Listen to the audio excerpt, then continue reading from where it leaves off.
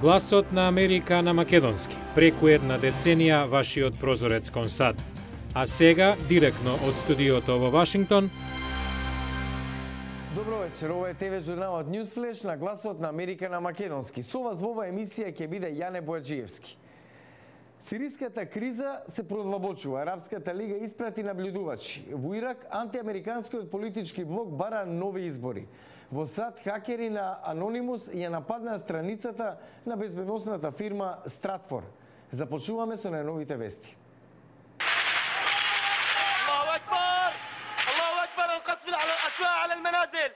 Арапската лига испрати наблюдувачи во сирискиот град Хомс како дел од мисијата за следење на спроведувањето на ветувањето на владата за повлекување на безбедносните сили од градовите и ослободување на политичките затвореници.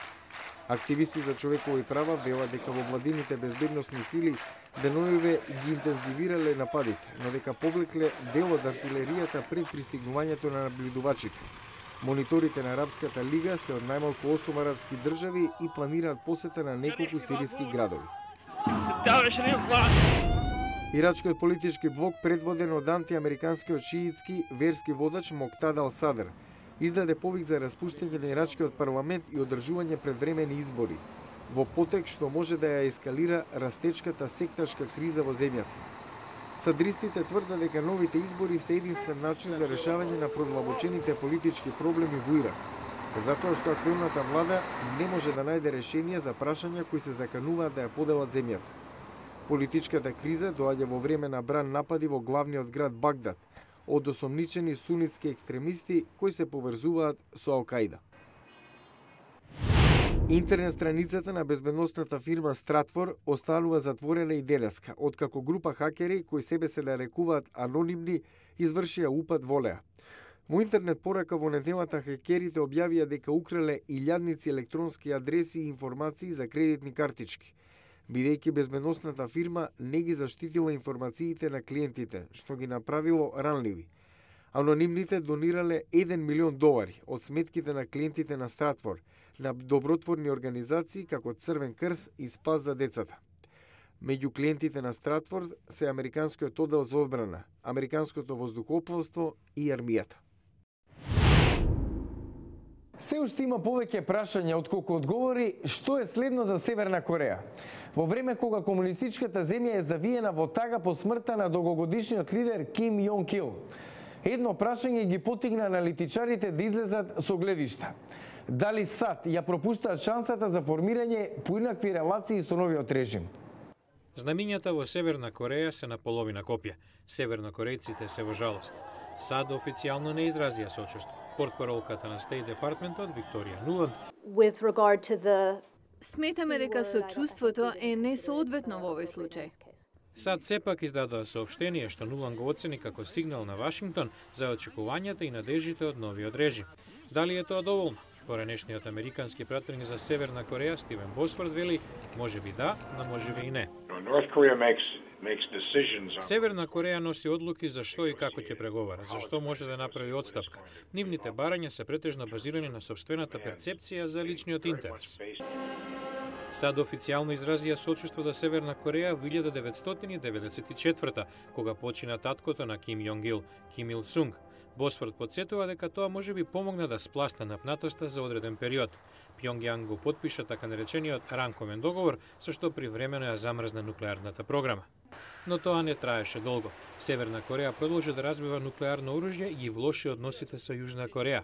Лани Северна Кореја изврши неиспровоциран напад врз јужнокорејски воен брод во кој загинаа 46 морнари. Неколку месеци подоцна го гранатираше јужнокорејскиот остров Јонпјонг, имаше 4 жртви. Поранешниот заменик државен секретар Ричард Армитич мисли дека САД треба да бидат внимателни да не остават премногу простор за маневар на Пјонгјанг. Прави ние да изгледаме како слабаци, а тие силни. Треба да бидеме на готовс и внимателни. Сега за сега, известно е дека раководната палка во Северна Кореја ќе биде во рацете на најмладиот син на Ким Јонг Ил, Ким Јонг Ан, кој исто како и неговата земја останува мистерија за многумина однадвор. Дали некогаш сте биле толку изморени на работното место што сте заспале? Ако тоа ви се случило, може би имате проблем со спиењето. Нова студија покажа дека ова нарушување е изразено кај луѓе кои работат во смени, особено кај полицајците во САД и во Канада. Многу луѓе имаат тешкоти со ноќното спиење. Меѓу факторите што придонесуваат за тоа се работење во смени или недоволно спиење заради респиративно пореметување наречено ноќна апнеа. Истражувања покажаа дека ноќната апнеа е фактор на ризик за мозочен или срцев удар. Кога немаме доволно воздух за дишење, срцето работи посилно, вели доктор Майкл Твери. Споредувајќи го тоа со мотор на автомобил, кој е во трка подолг период, така се троши и човековото срце. Нашите срца стануваат преработени, а со тоа сме подложни на срцев удар. Ново истражување беше спроведено врз полицајци во САД и во Канада. Тие работат во смени, многу седат во своите полициски автомобили, јадат нездрава храна и често страдаат од проблеми со пореметување на сонот. Доктор Чарлс Чезлер работи во болницата Бригам во Бостон. 40% од полицајците во Северна Америка имаат проблеми со спиењето, а најчесто нарушување на сонот е ноќната апнеа. Ова е доктор Шанта Раджаратнам од Универзитетот Монош. Полицајците што покажуваат знаци на барем едно нарушување на спиење имаат висок ризик да бидат диагностицирани со депресија, диабетес, кардиоваскуларни заболувања и други здравствени проблеми. Во истражувањето учествувале 5000 полицајци. Интересен податок е што полицајците од Масачусетс покажале помалку проблеми со ноќна апнеа и со телесната тежина. Истражувачите откриле дека овие биле охрабрени да вежбаат повеќе и тоа време им било платено. Можеби тоа е модел што треба да го усвојат другите полициски агенции. Спортски новинар, компетитивна професија, честопати поврзана со патување и дружење со познати спортисти и тренери во центарот на спортските случувања. Но дали е се така розово? Гледате утре во Newsflash. Утре во Newsflash, спортски новинар, патувања, но има котрпна работа. Гледате во утрешната емисија.